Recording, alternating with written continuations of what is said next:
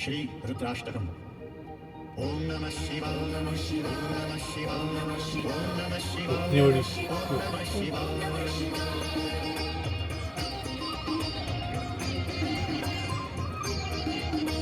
नमामि शमीशान निर्वाणरूपं विपुं व्यापकं ब्रह्मवेदस्वरूपं निजं निर्गुणं निर्विकल्पं निरीहं चिदाकाशमाकाशवासं भजेऽहम्।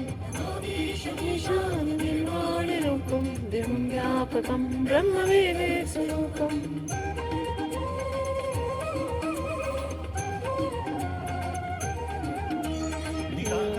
ओंकारमूलं तदीयं गिराज्ञानगोतीतमीशं गिरीशं करालं महाकालकालं कपालं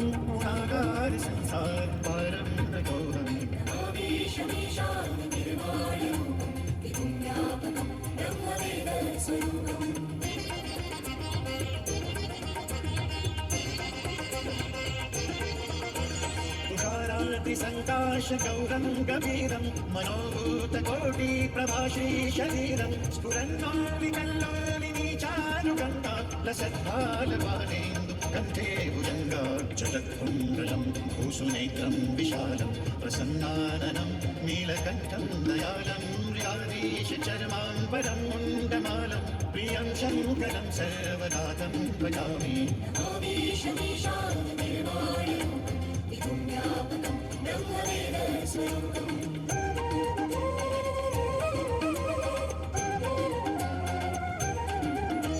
प्रचण्डं प्रकृष्टं प्रगल्भं परेशम् अखण्डम् अजं भानुकोटिप्रकाशं त्रयशूलनिर्मूलनं शूलपाणिं भजेऽहं भवानीपतिं भावरम्यम्।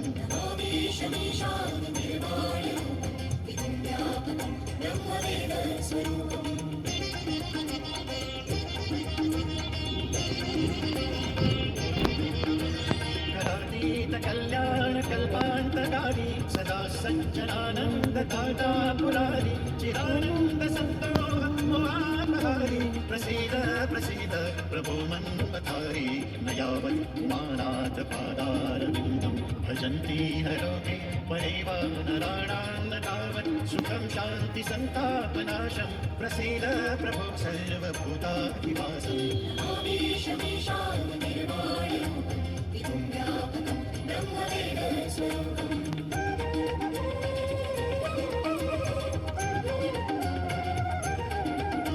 न जानामि योगं जपं नैव पूजां नतोऽहं सदा सर्वदा शम्भुतुभ्यं जराजन्मदुःखौ गतात्म्यमानं प्रभो पाहि आपं नमामीश शम्भो।